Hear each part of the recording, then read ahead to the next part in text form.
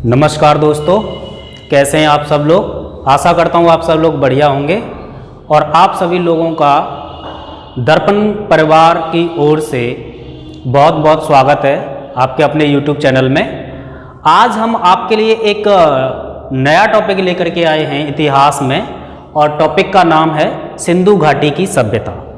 सिंधु घाटी सभ्यता, Indus valley civilisation. अब सिंधु घाटी सभ्यता की यदि हम बात करें कि आखिर सिंधु घाटी सभ्यता क्या है और इसे और किस नाम से जाना जाता है। सिंधु घाटी सभ्यता को हम हड़प्पा सभ्यता भी कहते हैं, हड़प्पा सभ्यता, और इसी को हम कांस्य युगीन सभ्यता भी कहते हैं, कांस्य युगीन सभ्यता।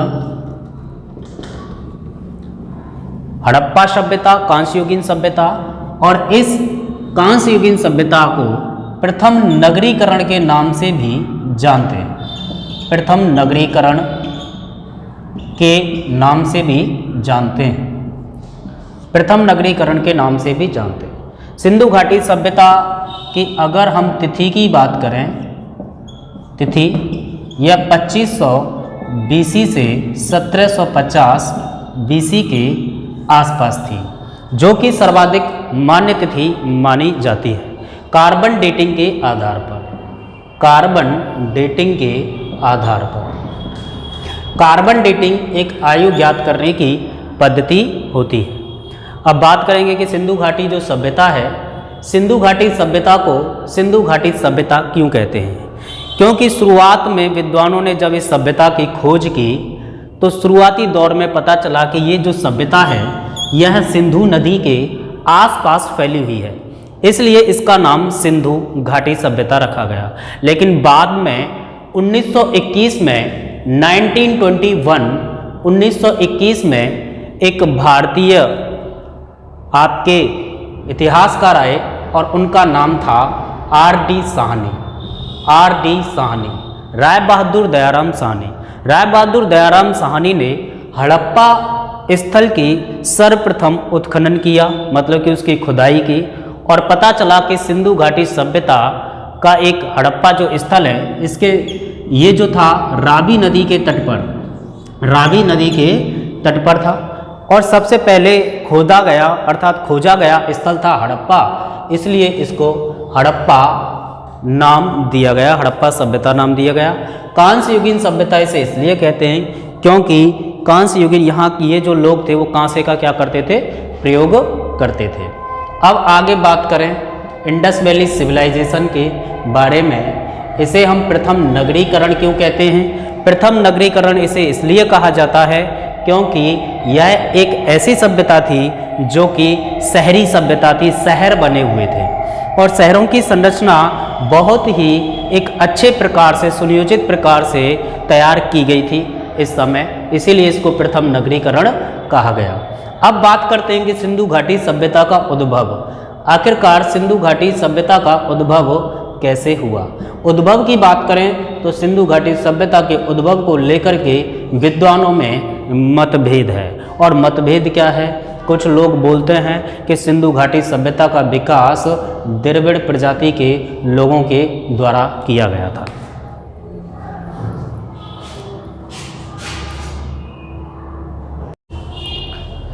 नमस्कार दोस्तों, आप सभी लोगों का स्वागत है आपके दर्पण परिवार चैनल की ओर से, और मैं खेमचंद किसी आपके सामने एक इतिहास का नया टॉपिक लेकर के आया हूं। और इस इतिहास के नए टॉपिक में आज हम जानने का प्रयास करेंगे अपने पाषाण काल के बारे में, पाषाण काल, स्टोन एज के बारे में। इसे हम प्रस्तर काल भी कहते हैं, पत्थरों का काल भी कहते हैं। और आपको पता होगा जब ब्रह्मांड की उत्पत्ति हुई, ब्रह्मांड की उत्पत्ति के बाद में एक जीव की उत्पत्ति हुई, और जीव की उत्पत्ति में उसमें एक मानव जैसी संरचना का भी विकास हुआ।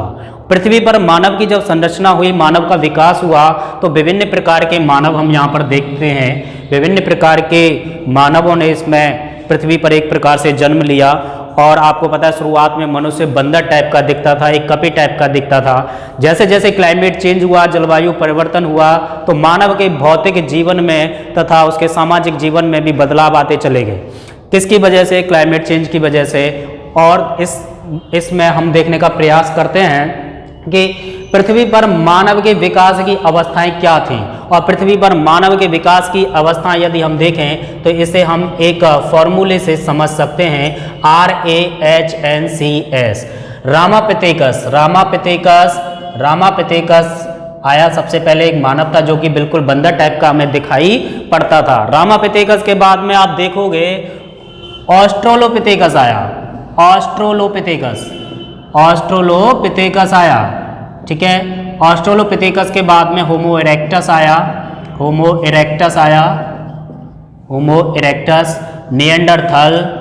निएंडरथल, उसके बाद क्रोमैग्नन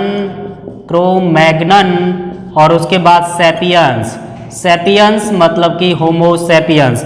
इसे हम RAHNCS नामक फॉर्मूले से याद रख सकते हैं। आपको पता है कि आपके एग्जाम में ये कभी कभी पूछ लेता है कि बताइए कि पृथ्वी पर मानव के विकास की अवस्थाएं क्या थी, कि सबसे पहले कौन सा मानव था, रामापिथेकस, उसके बाद ए से ऑस्ट्रोलोपिथेकस, होमो इरेक्टस, निएंडरथल, क्रोमैग्नन और सैपियंस। और ये सभी जो नाम हैं ये मानव के वैज्ञानिक नाम हैं। वर्तमान जो मानव का वैज्ञानिक नाम है उसको कहते हैं होमो सैपियंस। इसी प्रकार से अगर हम इनका क्रम देखें तो शुरुआत में आपको पता होगा कि मानव जो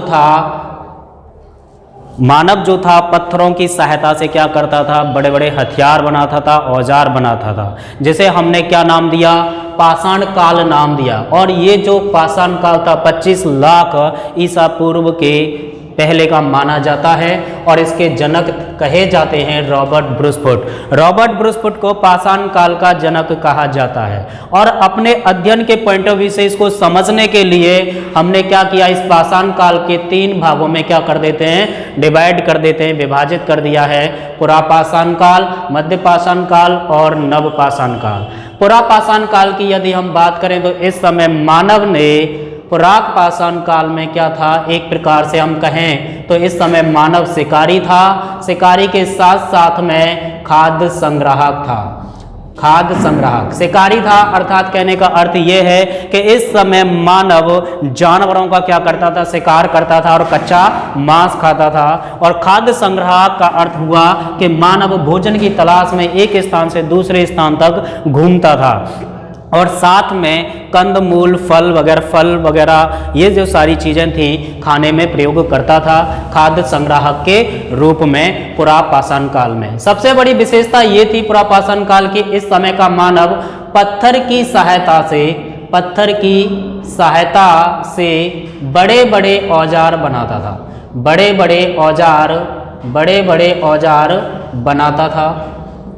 बड़े औजार बनाता था पुरापाषाण काल में। आपको पता है कि शुरुआत में जब मानव इस तरह की एक्टिविटी करता था तो इस समय मानव को उतना ज्ञान नहीं था, उतना समझदार नहीं था, उसे भाषा का भी कोई ज्ञान नहीं था, वह साक्षर नहीं था। बल्कि इसके बारे में जो हमें पता चलता है, विभिन्न प्रकार के हमारे जो अभिलेख हैं, जो पत्थरों पे जो चीज़ें मिली हैं, खुदाइयों से ये सारी चीज़ें हमें मिलती हैं।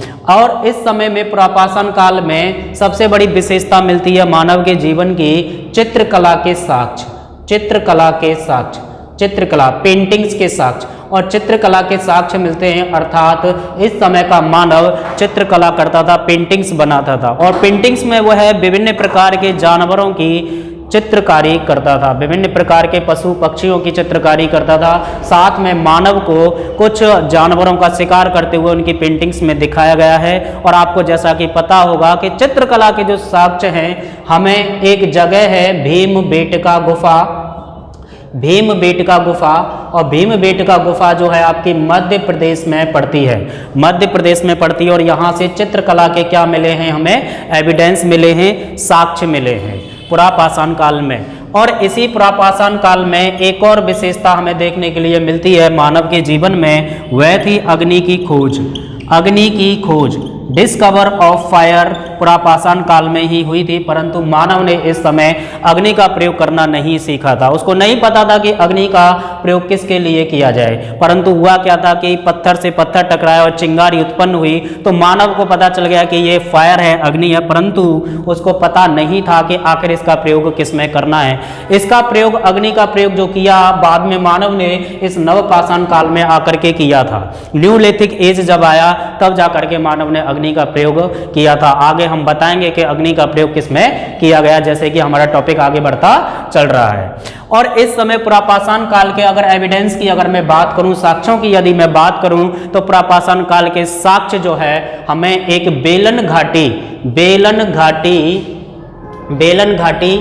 बेलन घाटी इलाहाबाद में पड़ती है, यहां से हमें पुरापाषाण काल के साक्ष्य मिलते हैं। एक आपकी नर्मदा घाटी जो कि आपके मध्य प्रदेश और गुजरात वाला जो रीजन है वहां पर पड़ता है, यहां से हमें साक्ष्य मिलते हैं। एक सोहन घाटी है जो कि पंजाब वाला रीजन है, वहां से हमें पुरापाषाण काल के साक्ष्य मिलते हैं। परंतु जैसे जैसे समय बीतता गया, क्लाइमेट चेंज होता गया, जलवायु परिवर्तन होता चला गया, तो मानव के भौतिक जीवन और सामाजिक जीवन में बदलाव आना प्रारंभ हुआ। उसी प्रकार से मानव अब नए युग में प्रवेश कर गया, और जिस नए युग को बोला गया मध्य पाषाण काल, मेजोलिथिक एज। इस मेजोलिथिक एज में क्या हुआ मानव के जीवन में? मानव के जीवन में देखिए आज भी पुरापाषाण काल की तरह मनुष्य शिकारी था। आज भी मनुष्य क्या था? शिकारी था, शिकार करता था जानवरों का। वही खाद्य संग्राहक भी है, इसमें कोई चेंज नहीं देखने के लिए मिला।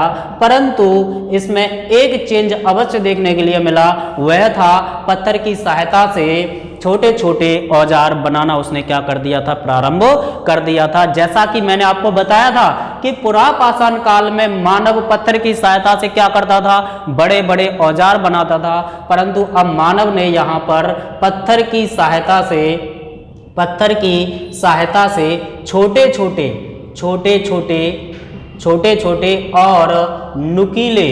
छोटे और नुकीले हथियार बनाना क्या कर दिया? प्रारंभ कर दिया, जिससे कि जानवरों को आसानी से क्या किया जा सके? उसका शिकार किया जा सके और अपने भोजन की पूर्ति की जा सके। इस प्रकार से पत्थर की सहायता से छोटे छोटे और नुकीले हथियार उसने बनाना प्रारंभ कर दिया था। और मध्य पाषाण काल की सबसे प्रमुख विशेषता थी कि यहाँ पर मध्य पाषाण काल में मानव ने पहली बार पशु पालना क्या कर दिया था? प्रारंभ कर दिया था, पशु पालना सीख लिया था। और इसके पशुपालन के जो साक्ष्य हैं इस समय पे मानव के जीवन में पशुपालन के साक्ष्य बागौर एक जगह पड़ती है, बागौर, और ये पड़ती है आपकी राजस्थान में। यहाँ से पशुपालन के क्या मिलते हैं? साक्ष्य मिलते हैं। जैसा कि आप सब लोगों को पता होगा कि मानव ने पाषाण काल में पहला जो पशु बनाया था वह कुत्ता को बनाया था, जो कि कुत्ता आज के संदर्भ में भी वफादार माना जाता है। उस समय भी कुत्ता पहला पशु था मानव का, पालतू पशु जिसको हम कह रहे हैं। और इसी समय एक प्रकार से मानव ने तीर कमान का विकास किया, जिससे कि जो छोटे छोटे जानवर होते हैं उनको आसानी से क्या किया जा सके? एक स्थान से दूसरे स्थान पर तीर छोड़ करके उनका शिकार किया जा सके। और इसी तीर कमान से आगे चल करके इसी मध्य पाषाण काल में प्रक्षेप्य तकनीक का विकास हुआ। प्रक्षेप तकनीक आप पढ़ते होंगे, प्रोजेक्टाइल मोशन, प्रक्षेप गति, उसी से रिलेटेड प्रक्षेप तकनीक का क्या हुआ था? विकास हुआ था मध्य पाषाण काल में।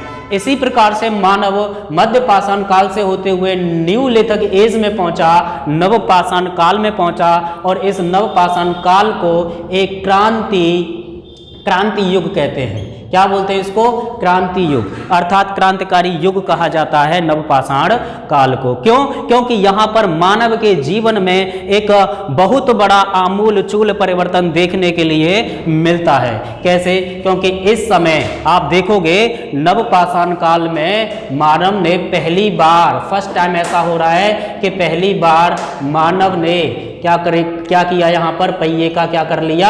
आविष्कार कर लिया। पहली बार पहिए का आविष्कार हुआ नवपाषाण काल में। दूसरी बात यह है कि मानव अब एक प्रकार से अपना स्थायी जीवन व्यतीत करने लग गया था, प्रारंभ कर दिया उसने स्थायी जीवन। क्योंकि नदियों के किनारे मानव ने अब क्या किया? अपना घर बनाना प्रारंभ कर दिया नदियों के किनारे। और उसके जो घर थे वो घास फूस के इस समय बने होते थे। ये मानव के जीवन में परिवर्तन दिखलाई पड़ता है। इसी के साथ साथ में तीसरी चीज अगर हम देखें कि इसी समय अग्नि की, जैसा कि मैंने बताया था कि पुरापाषाण काल में अग्नि की खोज हुई थी, परंतु नवपाषाण काल में मानव ने क्या किया? अग्नि का प्रयोग करना प्रारंभ कर दिया। अग्नि की खोज तो हो गई थी पुरापाषाण काल में, परंतु प्रयोग कब किया? नवपाषाण काल में। मेरे मित्रों, आपसे क्वेश्चन पूछा जा सकता है कि बताइए कि मानव ने अग्नि का प्रयोग कब करना प्रारंभ किया? आपका नवपाषाण काल में। लेकिन अग्नि का प्रयोग किसके लिए किया होगा? तो आपके मन में प्रश्न का उत्तर आ रहा होगा। आपको लग रहा होगा कि मानव ने अग्नि का प्रयोग कच्चे मांस को पकाकर खाने में उसने इसकी प्रयोग किया होगा। परंतु आपको मैं एक बात बता दूं कि अग्नि का प्रयोग सबसे पहले मानव ने जो प्राथमिकता दी वह दी थी जानवरों से बचने के लिए। किसके लिए? जानवरों से बचने के लिए। क्योंकि इस समय मानव जब शिकार पे जाता था तो अपनी गुफा के मुख के बाहर अग्नि जला करके छोड़ जाता था, जिससे कि बड़े जानवर ऐसा ना हो कि कहीं गुफा के अंदर जाकर के क्या करें, उनके जो बच्चे वगैरह होते थे, उनके परिवारी जन होते थे, उनको हानि पहुंचाएं। आज भी हमारे देश का किसान क्या करता है? आप देखते होंगे, अगर आप किसान के बेटे होंगे, आप किसान के परिवार से बिलोंग करते होंगे, तो आपने महसूस किया होगा कि जब किसान शाम के वक्त जाता है गेहूं की खेत में या फिर कहीं भी जब फसल उसकी खड़ी होती है तो वो क्या करता है? शाम के वक्त आग लगा के वहां पर छोड़ के चला आता है। क्योंकि कहीं ना कहीं वो चीज आज भी हमारे अंदर देखने के लिए मिलती है जो हमारे पाषाण काल में पूर्वजों ने जो चीजें की थी। तो अग्नि का प्रयोग सर्वप्रथम मानव ने किसके लिए किया? जानवरों से बचने के लिए। लेकिन दूसरी जो प्राथमिकता थी मानव ने नवपाषाण काल में अग्नि के प्रयोग के लिए वो दी थी आपके भोजन को पकाकर खाने के लिए। वो दूसरी प्राथमिकता थी, ना कि पहली प्राथमिकता। ये बहुत ही महत्वपूर्ण बात मैं आपको यहाँ पे बता रहा हूँ। इसके साथ साथ में नवपाषाण काल में मानव के जीवन का सबसे बड़ा जो परिवर्तन था, जैसा कि हमने कहा कि ये एक क्रांतिकारी युग है। क्रांतिकारी का मतलब होता है परिवर्तन, क्रांति का मतलब होता है परिवर्तन लाना, ठीक है। तो इस समय नवपाषाण काल में सबसे बड़ा जो क्रांतिकारी परिवर्तन हुआ मानव के जीवन में वह था कृषि की शुरुआत। कृषि की शुरुआत, पहली बार कृषि की शुरुआत अर्थात मानव ने कृषि करना जो सीखा वह कब सीखा? नवपाषाण काल में। न्यूलिथिक एज में मानव अब खाद्य संग्राहक से क्या बन गया है? खाद्य उत्पादक बन गया है। और कृषि के जो साक्ष्य हैं हमें, वह एक स्थान है मेहरगढ़। मेहरगढ़ पड़ता है आपका पाकिस्तान में। मेहरगढ़ कहाँ पे पड़ता है? पाकिस्तान में। इस मेहरगढ़ पाकिस्तान से हमें क्या मिले हैं? कृषि के साक्ष्य मिले हैं। अगर भारत की हम बात करें तो भारत में एक जगह पड़ती है इलाहाबाद के पास में, और वह है कुर्डी हवा। कुर्डी हवा से चावल के क्या मिले हैं? साक्ष्य मिले हैं नवपाषाण काल में। इस प्रकार से देखा जाए तो इसी समय मानव ने क्या किया? चाक पर बर्तन बनाना क्या कर दिया? प्रारंभ कर दिया। चाक पर बर्तन बनाना प्रारंभ कर दिया, जिससे एक कुंभकार जैसे जातिगत व्यवस्था का क्या होता है? प्रारंभ होता है। मतलब कहने का मतलब ये है कि वर्तमान में हमारे जो कुंभकार भाई जो वो चाक पर क्या बनाते हैं? बर्तन बनाते हैं। वह प्रक्रिया जो प्रारंभ हुई पहली बार वो न्यूलिथिक एज में प्रारंभ हुई थी, चाक पर बर्तन बनाने की। तो इस प्रकार से दोस्तों हमने देखा कि पाषाण काल के बारे में, ठीक है, और पाषाण काल के बारे में पुरापाषाण काल, मध्य पाषाण काल और नवपाषाण काल में मानव के जीवन में किस प्रकार से परिवर्तन हुआ। ये हमारे एग्जाम में, कॉम्पिटिटिव एग्जाम में बहुत ही महत्वपूर्ण टॉपिक है। मैंने आपका इसको एक प्रकार से कह सकते हैं कि एक ओवरव्यू देने का यहाँ पे प्रयास किया है, आपको समझाने का प्रयास किया है कि किस प्रकार से मानव का जीवन पाषाण काल में था। इससे आगे चल करके हमारा एक इसी से संबंधित पत्थर से जुड़ा हुआ, मतलब कि पाषाण काल से जुड़ा हुआ एक नेक्स्ट टॉपिक है, वह है ताम्रपाषाण काल। इसको हम चैकोलिथिक एज भी कहते हैं, ठीक है। अब ताम्रपाषाण काल की हम थोड़ा सा यहाँ पर बात करने का प्रयास करेंगे, समझने का प्रयास करेंगे। आखिरकार ताम्रपाषाण काल का जीवन कैसा था, कैसे पाषाण काल से ताम्रपाषाण काल आया, ठीक है, इसके बारे में भी अभी हम क्या करते हैं? समझने का प्रयास करते हैं। तो थोड़ा सा आप धैर्य रखिएगा, पेशेंस रखिएगा। हो सकता है कि मेरी जो स्पीड है, जो गति है, वो बहुत तेज है, ठीक है, परंतु आप इस वीडियो को कम में भी देख सकते हैं। अगर आप सहज महसूस करते हैं मेरी स्पीड के साथ में तो आप इसको देख सकते हैं। क्योंकि कुछ लोगों को मैंने देखा है कि वो लोग क्या करते हैं कि जैसे कि कोई भी वीडियो आती है तो बहुत ही स्पीड उसकी कम रहती है और आप फिर भी उसको 1.2 स्पीड पे बढ़ा देते हो, फिर भी आप तेज करते हो। तो आपको जरूरत नहीं पड़ेगी 1.2 स्पीड करने की, ऑटोमेटिक, मैं खुद अपने आप में एक 1.2 स्पीड हूं, ठीक है, आप चिंता ना कीजिएगा पूरी तरह से। अभी हम ताम्रपाषाण काल की बात करेंगे आपसे कि ताम्रपाषाण काल में क्या क्या हुआ, कैसे कैसे वो लोग क्या क्या करते थे, आखिरकार चैकोलिथिक एज है क्या, ताम्रपाषाण काल है क्या, ठीक है। तो देखिए अभी मैं इसको रफ कर देता हूं और रफ करने के बाद में देखते हैं कि आखिर ताम्रपाषाण काल की बात को समझने का प्रयास करते हैं। ताम्रपाषाण काल को वैसे ताम्रपाषाण काल में तांबा और पत्थर इन दोनों का प्रयोग मानव के द्वारा किया गया है। तांबा और पत्थर का, इन दोनों को मिलाकर के बोला गया ताम्रपाषाण काल। क्या बोला गया? ताम्रपाषाण काल, ठीक है। चलिए देखते हैं अपना ताम्रपाषाण काल के बारे में। यहाँ पे मैं लिख रहा हूँ ताम्रपाषाण काल, ठीक है। और ताम्रपाषाण काल का टाइम पीरियड हमारा 3500 बीसी से लेकर के 2500 बीसी के आसपास का है।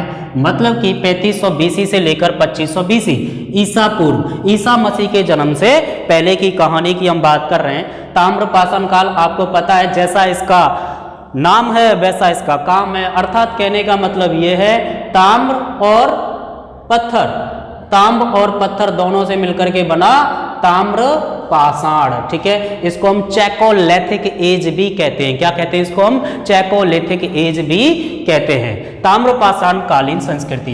अब ताम्रपाषाण कालीन जो संस्कृति है यह एक आपको बता देता हूं ग्रामीण संस्कृति है। कैसी संस्कृति है? ग्रामीण संस्कृति है, ग्रामीण संस्कृति है। अब ये लोग कर क्या रहे हैं? तांबे और पत्थर दोनों का उपयोग कर रहे हैं, ठीक है कि नहीं। और तांबे और पत्थर का जो उपयोग किया जा रहा है वो आपके पत्थर बनाने में, पत्थर कौमा आपके उपकरण, विभिन्न प्रकार के उपकरण बनाने में इनका क्या किया गया, ठीक है, प्रयोग किया गया ताम्रपाषाण काल में। अब ताम्रपाषाण कालीन जो लोग थे, अगर हम इनके विशेषताओं की बात करें, इनके फीचर्स की बात करें, आखिरकार क्या करते थे ये लोग, कैसे रहते थे, तो मैंने कहा कि ये कैसी संस्कृति है? एक ग्रामीण संस्कृति है। और जब ये तांबे और पत्थर का उपयोग करने लगे तो यहाँ पर क्या हुआ कि ये लोग क्या करते हैं? गहरी जुताई करेंगे। क्या करेंगे? गहरी जुताई करेंगे। और गहरी जुताई करेंगे तो आप समझ सकते हैं इससे अधिशेष उत्पादन होगा। क्या होगा? अधिशेष उत्पादन होगा। अधिशेष उत्पादन होगा तो इससे क्या होगा भाई? आप समझ सकते हो कि जनसंख्या में क्या होगी? वृद्धि होगी। क्योंकि कहा जाता है कि जितने हाथ होंगे, जनसंख्या जितने हाथ होंगे मतलब कि प्रोडक्शन उतना ही क्या होगा? अधिक होगा। जब जनसंख्या बढ़ेगी तो आप समझ सकते हैं कि ये ग्रामीण समाज का भी क्या होता है? इसमें विकास होता है। ग्रामीण समाज का क्या होता है? विकास होता है। और जब ग्रामीण समाज का विकास होगा तो आप समझ रहे हैं, क्योंकि इसके बढ़ने से मांग भी बढ़ती है। मांग बढ़ेगी तो विभिन्न प्रकार के शिल्प उद्योगों का भी क्या होगा? विकास होगा। विभिन्न प्रकार के शिल्प उद्योग बढ़ेंगे। और विभिन्न प्रकार के शिल्प उद्योग बढ़ेंगे जैसे कि आपके मन के बनाना, ठीक है, मोती बनाना, जैसे कि मूर्तियां बनाना, ठीक है, आभूषण बनाना। तो इस प्रकार के शिल्प उद्योगों का भी इस समय क्या हुआ था? विकास हुआ। ये जो लोग थे ताम्रपाषाण कालीन जो लोग थे, आपको एक बात मैं बता देता हूं कि इनके जो मकान बने होते थे वो लकड़ी के बने होते थे। किसके मकान बने होते थे?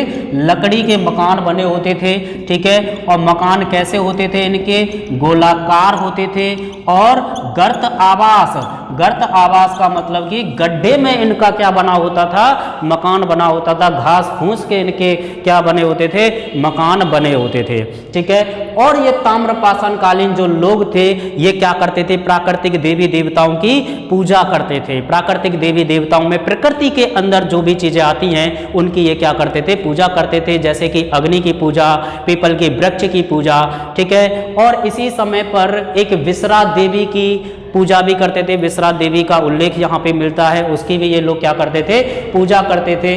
वृषभ की पूजा करते थे। वृषभ मतलब कि बैल की भी ये लोग क्या करते थे? पूजा करते थे ताम्रपाषाण काल के लोग। एक चीज और, जब ये लोग इन सब की पूजा करते थे तो कहीं ना कहीं ये लोग जो है एक प्रकार से सब समाधान जो प्रणाली होती है, समाधान प्रणाली में भी क्या करते थे? ये नॉर्थ टू साउथ मतलब कि उत्तर की ओर सिर करते थे और साउथ की ओर पैर करते थे। इस प्रकार से समाधान प्रणाली मतलब कि दफनाने की जो प्रक्रिया थी उसको ये अपनाते थे।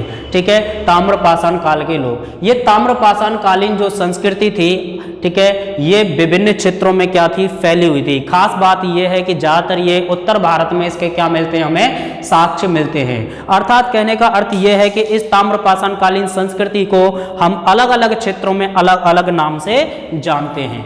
अलग अलग क्षेत्रों में अलग अलग नाम से इस ताम्रपाषाण कालीन संस्कृति को जाना जाता है। जैसे कि मैं आपको बता देता हूं कि कौन कौन से ऐसे क्षेत्र थे जिसमें इस ताम्रपाषाण कालीन संस्कृति के अलग अलग हमें नाम मिलते हैं। ठीक है, चलिए यहां पर देखने का प्रयास करते हैं। हम पहली बात करते हैं, जैसे कि मान लीजिए एक संस्कृति मिलती है आपकी झूकर झाकर। कौन सी? झूकर झाकर। अब ये जो झूकर झाकर संस्कृति है, ये कैसी संस्कृति है? एक ताम्रपाषाण कालीन संस्कृति है। और झूकर झाकर संस्कृति के जो साक्ष्य हमें मिले हैं वो मिले हैं आपके पाकिस्तान में। कहां पर?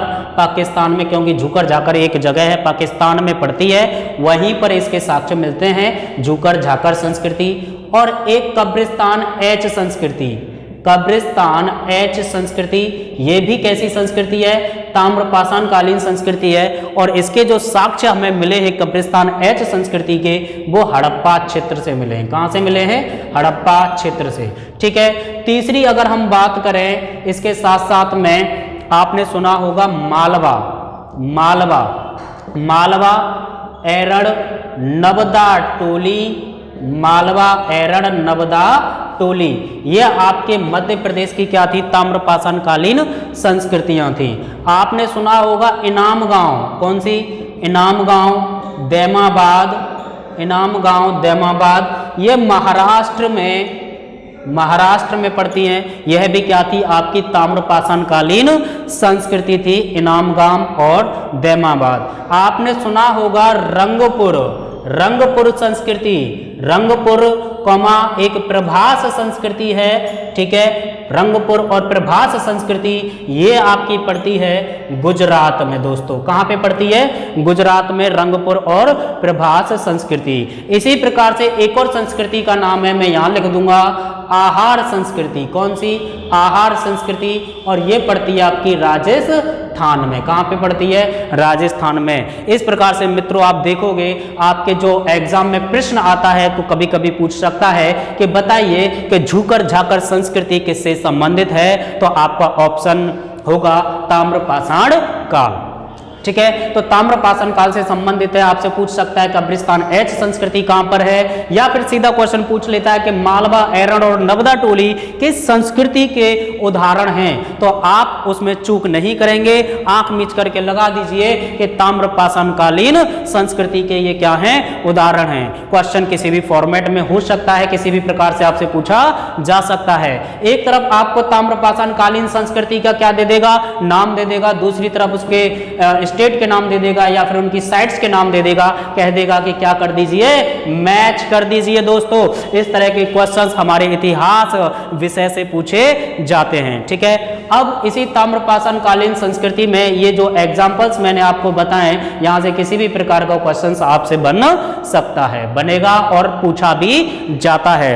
ठीक है दोस्तों, मैं आपको एक और बात बता देना चाहता हूं, यहां पर ये जो क्लास है इतिहास की, ये आपके किसी भी प्रकार का एग्जाम हो, कोई भी एग्जाम हो, ठीक है, उसमें हेल्प करेगी, उसमें सहायता करेगी। ठीक है, और इसके साथ साथ में वह व्यक्ति भी इसको देख सकते हैं जिन्हें थोड़ा बहुत इतिहास में क्या है इंटरेस्ट है और वो चाहते हैं कि इतिहास को एक रुचिकर तरीके से पढ़ा जाए, तो आप मेरे साथ में क्या कर सकते हैं? जुड़ सकते हैं। और आने वाले टॉपिक में हम बहुत ही इंटरेस्ट के साथ में इसको लेके आने वाले हैं। ठीक है, तो अभी हमने ताम्रपाषाण काल की क्या कर ली? बात कर ली, इसको समझ लिया आखिर क्या था। आपको दोबारा भी अगर इस वीडियो को देखना है तो दोबारा भी आप क्या कर सकते हैं? इस वीडियो को देख सकते हैं। ठीक है, मेरी स्पीड थोड़ी सी ज्यादा है दोस्तों, क्योंकि मैं नहीं चाहता कि आपको खुद वो 1.2 की स्पीड बढ़ानी पड़े, मैं खुद अपने आप में 1.2। ठीक है, चलिए आगे बात करते हैं। ठीक है, अब देखिए आपको पता है कि हमने पाषाण काल को देखा, ताम्रपाषाण काल को देख लिया।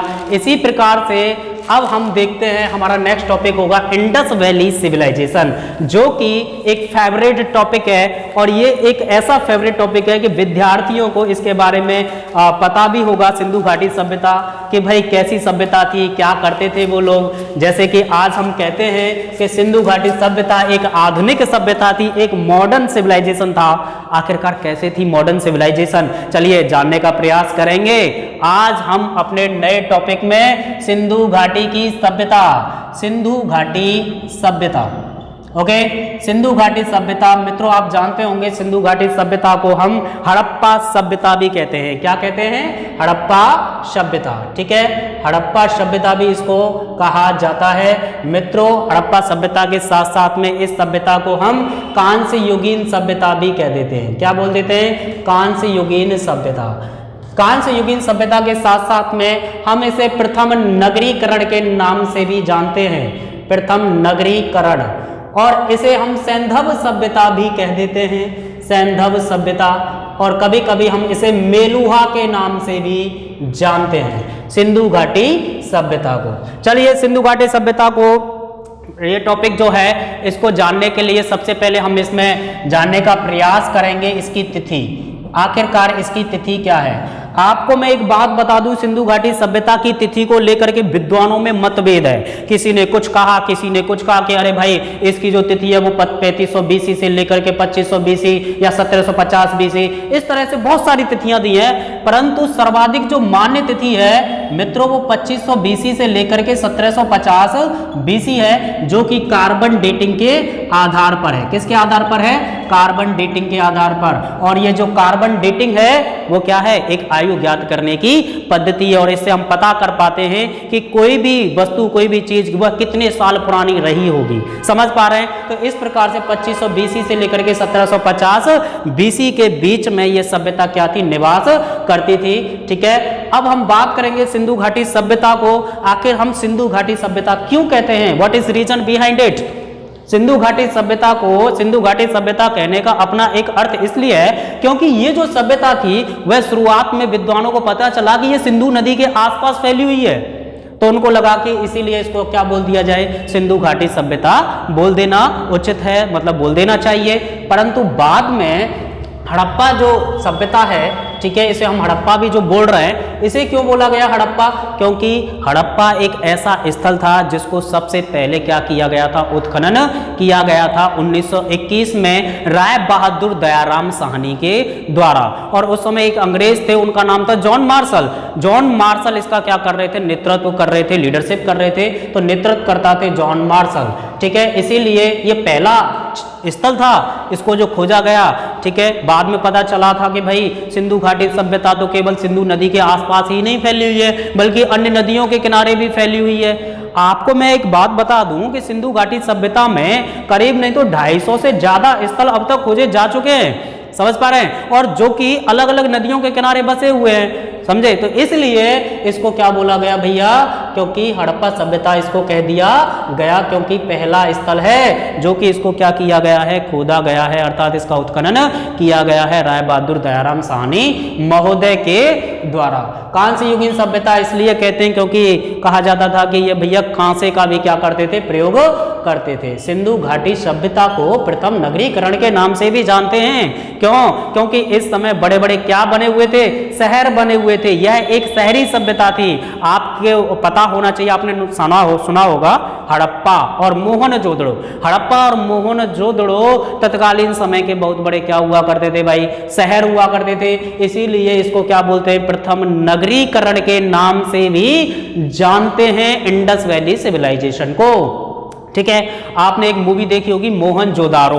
मोहनजोदारो मूवी में कहीं ना कहीं इंडस वैली सिविलाइजेशन को क्या किया गया है? दिखाया गया है। उसी की एक प्रकार से कॉपी कह सकते हैं। देखिएगा उस मूवी को, पता चलेगा थोड़ा बहुत। ठीक है, इसे हम सैंधव सभ्यता भी बोलते हैं और मेलुहा भी कहते हैं क्योंकि मेलुहा एक सिंध क्षेत्र को क्या करता था? रिप्रेजेंट करता था तत्कालीन समय में, इसलिए इसको मेलुहा के नाम से भी जाना जाता है।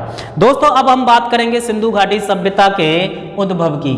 आखिरकार क्या कारण था सिंधु घाटी सभ्यता का जो उद्भव है, इसका जो ओरिजिन है वो कैसे हुआ? देखिए मैं आपको एक बात बता देता हूं कि सिंधु घाटी सभ्यता के उद्भव को लेकर के विद्वानों में मतभेद है। और वो मतभेद क्या है? देखिए कुछ लोग तो कहते हैं कि सिंधु घाटी सभ्यता का जो विकास है वो द्रविड़ों के द्वारा किया गया। किसके द्वारा?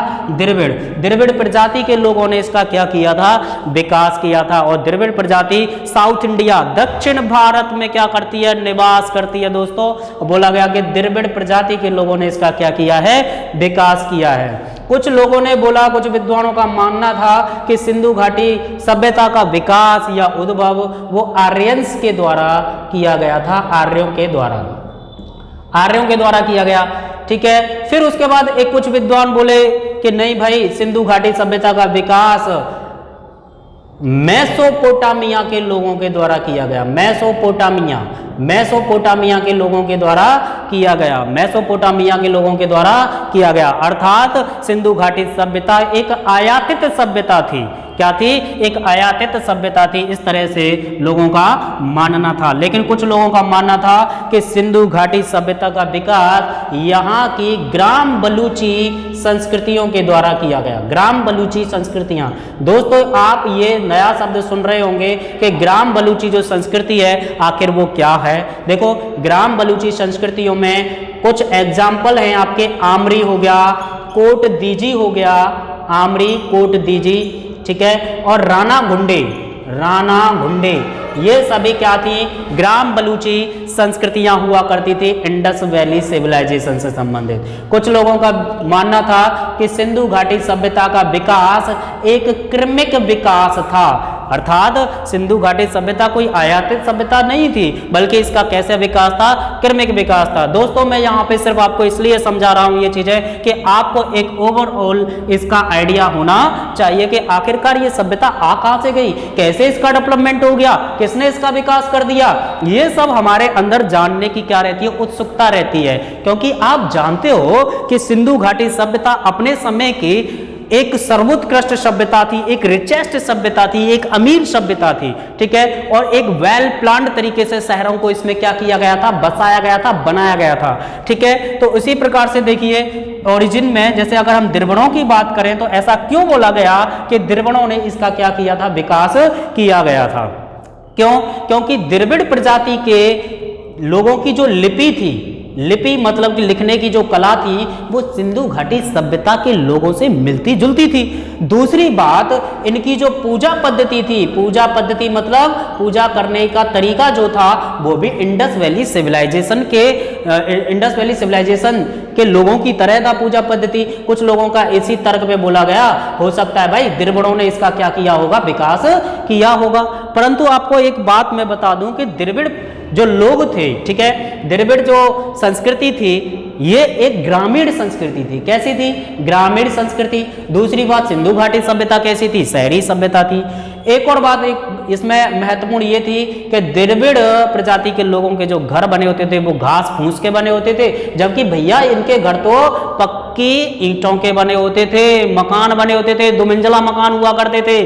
ठीक है। प्रत्येक घर में कुआं होता था, रसोई घर होता था। ठीक है। इस तरह की संरचना थी इंडस वैली सिविलाइजेशन में। तो कुछ लोगों ने बोला नहीं भाई द्रविड़ नहीं हो सकता है, कह नहीं सकते। ठीक है। फिर बोला कि सिंधु घाटी सभ्यता का विकास किसने किया होगा? आर्यंस ने किया होगा। आर्यों के द्वारा इसका विकास किया होगा। लेकिन फिर वही वाली बात कि भाई आर्यंस की आर्य जो संस्कृति थी, वैदिक जो संस्कृति थी वो कैसी है? ग्रामीण संस्कृति है। जबकि सिंधु घाटी सभ्यता कैसी है? भैया शहरी सभ्यता है। इंडस वैली सिविलाइजेशन और ग्रामीण सभ्यता इसमें अंतर है। दूसरी बात एक और, ठीक है, ये जो आर्यंस थे इनके पास में अपनी कोई लिखने की कला नहीं थी, ये लिखना नहीं जानते थे। इनकी भाषा थी मौखिक। कैसी भाषा थी? मौखिक भाषा थी। परंतु महोदय इंडस वैली सिविलाइजेशन के लोग लिखना पढ़ना जानते थे। इनके पास अपनी खुद की स्वयं की क्या थी? लिपि थी। और इनकी लिपि में 250 से 400 चित्राक्षर होते थे और जिसे राइट टू लेफ्ट लिखा जाता था, मतलब कि दाएं से बाएं लिखा जाता था, जिसे बुस्ट्रोफेडन पद्धति कहते हैं, मतलब कि गौमूत्र पद्धति कहते हैं दोस्तों। ठीक है। तो ये लोग लिखना पढ़ना जानते थे, बट इनके पास में इनकी अपनी लिपि नहीं थी, इनकी भाषा क्या थी? मौखिक थी। इट इज डिफरेंस दोनों सिविलाइजेशन में, दोनों संस्कृतियों में, ठीक है। इधर एक और बात मैं आपको बता देता हूं कि इंडस वैली सिविलाइजेशन के लोग जो है घोड़े के बारे में नहीं जानते, घोड़ा के बारे में कोई जानकारी नहीं थी, जबकि इनको घोड़े के बारे में क्या थी? जानकारी थी आर्यंस को। ये बिल्कुल क्या था? एक बहुत बड़ा कह सकते हैं कि अंतर था दोनों सभ्यताओं के बीच में। सबसे बड़ा अंतर एक और आपको बता देता हूं कि भैया सिंधु घाटी सभ्यता 2500 बीसी से लेकर के 1750 बीसी तक थी, ठीक है। जबकि आर्यंस आपको पता कब आ रहे हैं? आर्यंस आए थे 1500 बीसी में। आर्यंस आए थे भारत में 1500 बीसी में। महोदय ये तो करीब नहीं तो 250 साल का अंतर हो गया। जो व्यक्ति बाद में आ रहा है वो पहले सिंधु घाटी सभ्यता का विकास कैसे कर देगा? समझे? तो ये बात भी कुछ जमी नहीं। फिर इसके बाद में बोला कि इंडस वैली सिविलाइजेशन का विकास मेसोपोटामिया के लोगों के द्वारा किया गया होगा। भाई साहब ठीक है, एक कैसा आधार पे बोल दिया आपने मेसोपोटामिया के लोगों ने किया होगा? क्योंकि सिंधु घाटी सभ्यता के जो लोग थे वो क्या करते थे? ट्रेड रिलेशन हुआ करते थे इनके विदेशों के साथ में, मेसोपोटामिया के साथ में इनके ट्रेड रिलेशन थे, ठीक है। और इसके साथ साथ में आपका जो ओमान है, ठीक है, जिसको ढिलमुन और मगन जैसे शब्दों से डिनोट किया गया था, उनसे भी इनके ट्रेड रिलेशन थे, ठीक है। तो मेसोपोटामिया की मोहरें सिंधु घाटी सभ्यता में और सिंधु घाटी सभ्यता की मोहरें मेसोपोटामिया में मिली थी। तो इस आधार पे कहा गया कि हो सकता है कि मेसोपोटामिया के लोगों ने इंडस वैली सिविलाइजेशन का विकास किया होगा। परंतु भाई साहब समझने वाली बात ये एक यहां पर यह है कि सिंधु घाटी सभ्यता एक वेल प्लान्ड तरीके से, एक सुनियोजित तरीके से बनी हुई सभ्यता थी, शहर बने हुए थे। परंतु मेसोपोटामिया की सड़कें उबड़ खाबड़ थी, इस तरह की व्यवस्था, ठीक है, मेसोपोटामिया के लोग कैसे बसा देंगे, ठीक है। फिर उसके बाद में बोला कि नहीं नहीं नहीं, हो सकता है ग्राम बलूची संस्कृतियों ने इसका क्या किया होगा? विकास किया होगा। और ग्राम बलूची संस्कृतियों में आमरी, कोटदीजी और राणा गुंडे जैसी संस्कृतियों के नाम मिलते हैं, ठीक है। परंतु भाई साहब सबसे बड़ी बात एक और मैं आपको बता देता हूं। कुछ लोगों का मानना यह था कि सिंधु घाटी सभ्यता कोई सहसा प्रकट नहीं हो गई, अचानक से प्रकट नहीं हो गई, बल्कि इसका जो विकास हुआ वो क्रमिक तौर पर हुआ था, धीरे धीरे विकास हुआ था, बहुत ही सिस्टमैटिक तरीके से विकास हुआ। पहले गांव थे, गांव से धीरे धीरे आपके कस्बा जैसी संरचना बन गई, फिर उसके बाद में आपके शहर बन गए, बड़े बड़े शहर बन गए। हड़प्पा और मोहनजोदड़ो जैसे शहर हमें यहाँ पर देखने के लिए मिलते हैं सिंधु घाटी सभ्यता में। दोस्तों अगर हम इसके विस्तार की बात करें, ठीक है, अभी तो हमने देखा इसका उद्भव, अब उद्भव के बाद हम सिंधु घाटी सभ्यता का विस्तार देखेंगे। लेकिन मैं चाहता हूं कि सिंधु घाटी सभ्यता का विस्तार हम अपने नेक्स्ट क्लास में देखें तो बेटर रहेगा। अभी तक के लिए मैं ये जो टॉपिक है आप यहां तक समझने का प्रयास कीजिए, ठीक है। फिर से इस वीडियो को देखिएगा, ठीक है, और हमारे यूट्यूब चैनल को लाइक कीजिए, शेयर कीजिए, सब्सक्राइब कीजिए। इसी प्रकार से धमाकेदार जीएस की क्लास में आपको इतिहास की क्लास फिर से नेक्स्ट टॉपिक मिलेगा और जबरदस्त तरीके से मिलेगा, ठीक है। और आने वाले टाइम पे, मतलब आने वाली जो क्लास होगी आपकी, उसमें मैं आपको वैदिक पीरियड के बारे में पढ़ाने जा रहा हूं, मतलब कि वैदिक पीरियड पढ़ाऊंगा, वैदिक काल पढ़ाऊंगा कि कैसी व्यवस्था थी वैदिक संस्कृति की और कैसे कैसे लोगों का जीवन था, ठीक है। आपको एक बात बता देता हूं कि जब भी हम इतिहास पढ़ते हैं तो इतिहास में हम तत्कालीन समय की समाज को देखेंगे, तत्कालीन समय की राजनीतिक व्यवस्था को देखते हैं, तत्कालीन समय की अर्थव्यवस्था को देखते हैं, तत्कालीन समय की धार्मिक व्यवस्था को देखते हैं, तत्कालीन समय की कला एवं संस्कृति को देखते हैं। ये हमारे इतिहास के क्या होते हैं? पक्ष होते हैं। और इन्हीं पर हमको क्या करना होता है? पढ़ना होता है, जानना होता है। ये टॉपिक्स हमारे ना केवल कॉम्पिटिटिव एग्जाम के माध्यम से महत्वपूर्ण है, बल्कि दोस्तों ये हमारे जीवन का भी एक अंग है, जीवन से जुड़े हुए हैं। क्योंकि इतिहास हमको क्या करता है? सिखाता है। और हम इतिहास से क्या करते हैं? सीखते हैं। और हम अपने वर्तमान का आधार तय करते हैं और भविष्य की नींव रखते हैं। तो इसी प्रकार से इन्हीं शब्दों के साथ में मैं आपसे विदा लेता हूं। नमस्कार, बहुत बहुत धन्यवाद आप सभी लोगों का, धन्यवाद।